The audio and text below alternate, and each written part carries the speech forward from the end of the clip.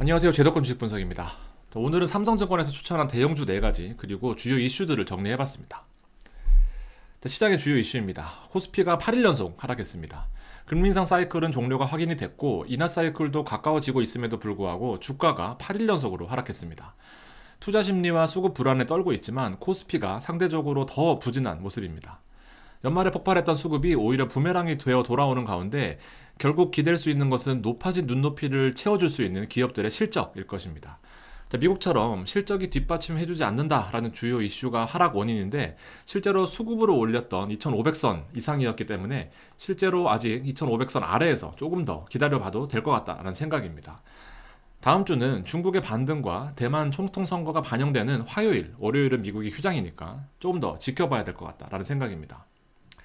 두 번째는 반도체 시장입니다. 필라델피아 반도체 지수는 지속적으로 상승하고 있는데 불구하고 코스피, 삼성전자는 바닥을 향해 떨어지고 있는 국면을 나타내고 있습니다.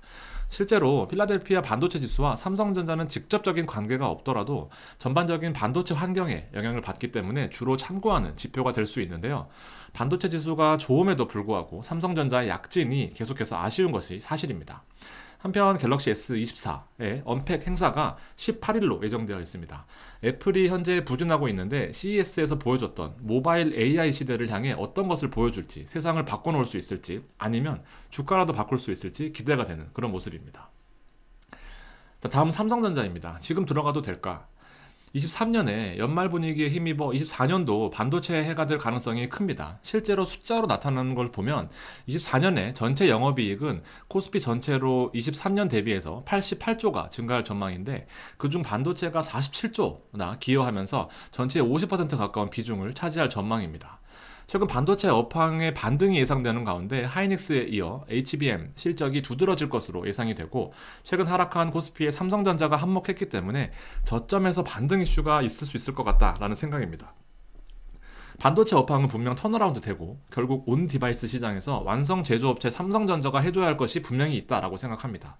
참고로 지지선 73,000원은 지난 3개월 전 지지선으로 매우 매물대가 두터운 지지선임에도 불구하고 여러분들 매수세는 조금만 참았다가 72,000원 밑으로 떨어지면 그때 매수하시면 될 것 같습니다.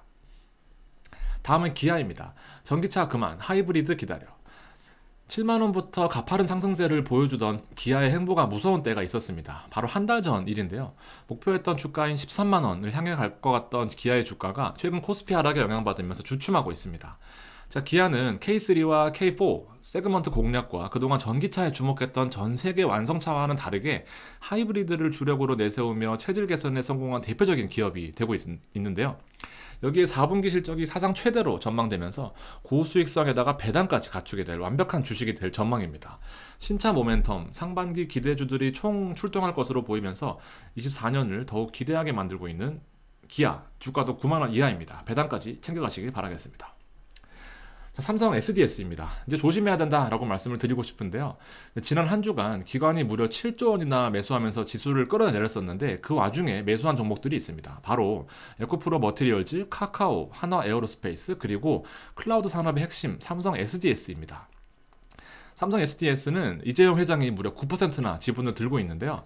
삼성 SDS는 최근에는 주의해야 된다라고 말씀을 드릴 수 있겠습니다.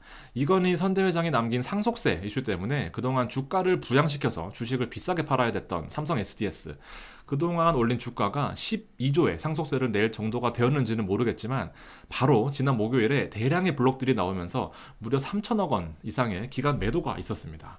아직 매도해야 될 물량이 엄청나게 많다라는 점 때문에 매도 물량이 지속적으로 나올 가능성이 있으므로 올랐다라고 해서 뛰어오르는 그런 모습은 좀 자제해야 된다라고 생각됩니다. 자, 마지막으로 LG전자입니다. 다시 제자리.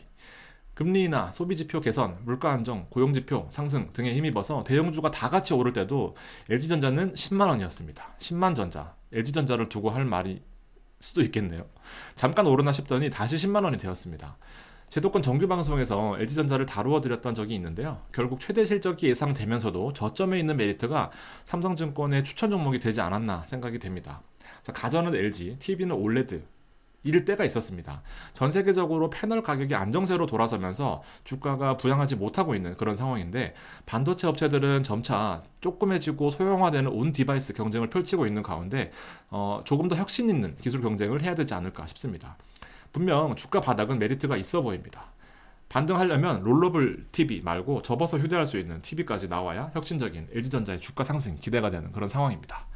자, 오늘 방송 여기까지입니다. 유튜브 멤버십 많이 활용해 주시고요. 종목을 집중적으로 탐구하는 종목 집중 탐구 영상은 앞으로 회원 전용으로 할 예정이니까 여러분들 참고해 주시기 바라겠습니다. 감사합니다.